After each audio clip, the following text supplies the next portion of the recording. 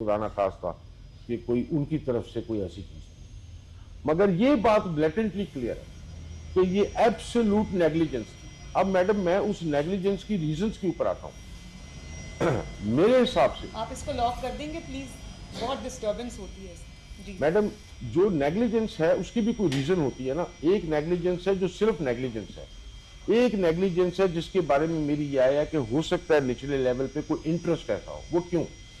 यहां पे पहले भी गाड़ियां खड़ी होती हैं और उनसे पार्किंग का टिकट लिया जाता है। जब अगर ये उधर कॉर्डन ऑफ कर देते तो गाड़ियां और पार्किंग का प्रोसेस बंद हो जाता और टिकट की इनकम भी बंद होती। तो ये हो सकता है, हमने रिकमेंड किया है कि इसको ज्यादा डीपली प्रोब करना चाहिए कि अभी तक पार्किंग क्यों कंटिन्यू कर रही थी, उसका टिकट क्यों कर रहा था। अगर वो पार्किंग कंटिन्यू ना करती तो ये कॉर्डन ऑफ करने वाला मामला शायद होता।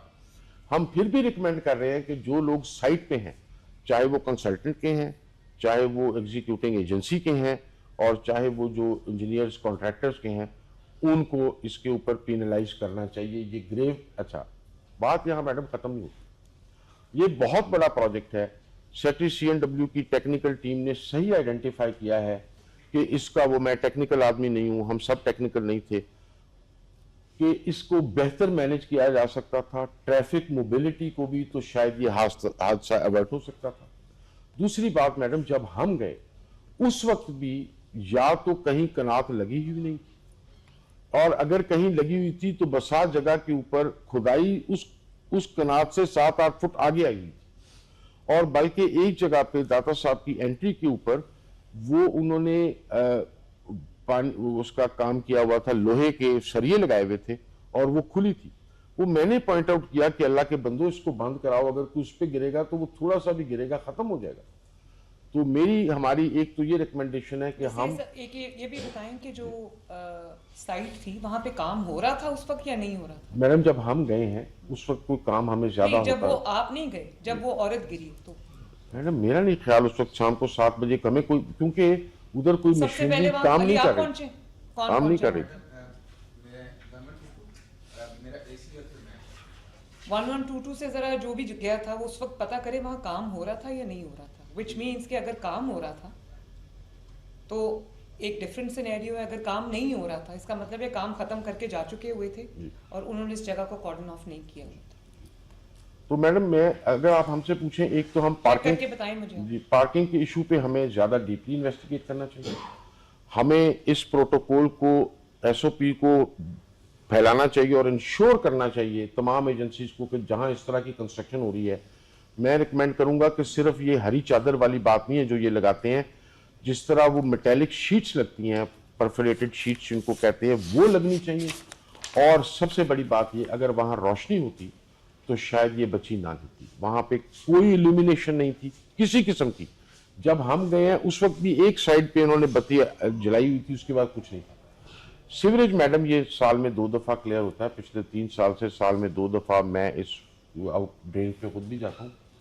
उसके क्लीन होने की वजह से जाहिर है वो लाश की मोबिलिटी थी। ये ऐसा नहीं हुआ कि बच्ची की लाश कहीं फंस गई थी, मगर एक नेचुरल असूल है, जहाँ पे पानी मिएंडर करता है तो फॉरवर्ड ग्रेविटेशन की वजह से, सेंट्रीफ्यूगल फोर्स की वजह से चीज़ उसके साथ अटैच हो जाती है।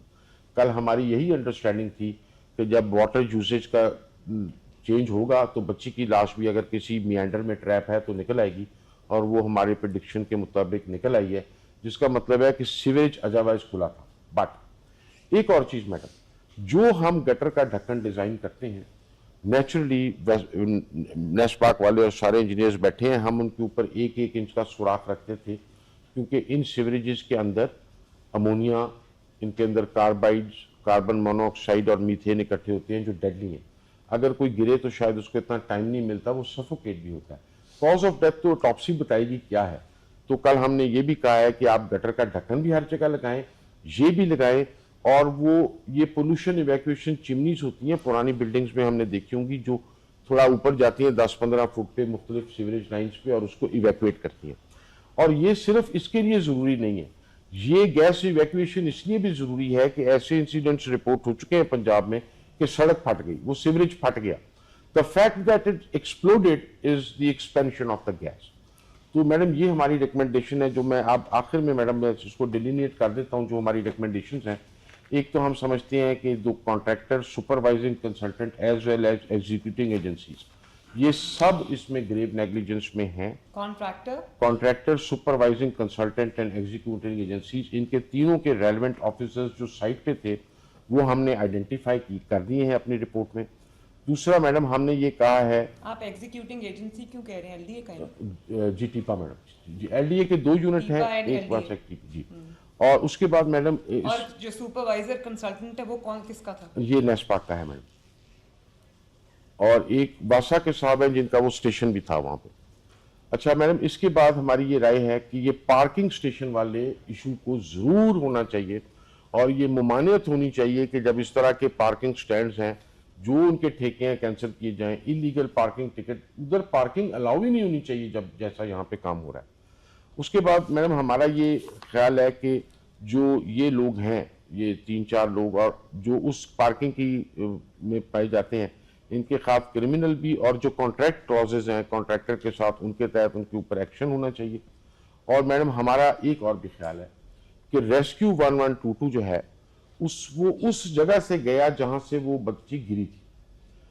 अगर ये 4-5 अगलों को भी फौरन खोलते तो चांसेस बढ़ जाते। This is perhaps a new training need that we have identified. वो हमें ट्रेनिंग गैप को एड्रेस करना चाहिए, या कोई ऐसा तरीका जिससे, क्योंकि वो एक फिक्रे से कि गिरी भी आई या नहीं, मुझे लगा ये और हम सबको ये अंडरस्टैंडिंग थी कि जो डेप्थ है और विड्थ है उस चैनल की 1122 को इसका इदराक ही नहीं था, वरना ये सवाल ही ना होता। हम समझते हैं कि इस तरह के मैप्स इनके पास अवेलेबल होने चाहिए कि जी यहाँ पे जो सीवरेज है इसकी ये डेप्थ है, इसने फलान जगह निकलना है, इसमें बंदा ट्रैप हो सकता है नहीं, ये सवाल ही और ये कंफ्यूजन जिसने उसने सारी एक्टिविटी के अंदर स्पैनर फेंका वो हम अवॉइड कर सकते थे अगर हम ये करते। तो दूसरा आखिरी बात ये, हमने DGLDA को कल भी वहाँ कहा था, लाहौर में मैडम इस वक्त रेलवे स्टेशन पे काम हो रहा है, हमारे यहाँ वो नीला गुंबद में काम हो रहा है, नासिर बाग में हो रहा है। तो मैंने इनसे कहा था कि आप हमें एक दिन के अंदर अंदर लिख के हमें रिपोर्ट दें, आपने क्या क्या मेजर्स लिए हैं वहाँ पे। और फिर मेरी रिक्वेस्ट होगी कि पूरे पंजाब में भी सबको कहा जाए कि अपनी अपनी जो इस तरह की साइट्स हैं उनको खुद विजिट करें, और कोई SOPs ऐसे बनाए जाएं कि इस तरह की सुपरविजन हमारी बेहतर हो सके। Madam that's all madam. अगर हमारी कमेटी में रिस्पॉन्सिबिलिटी फ्रेम की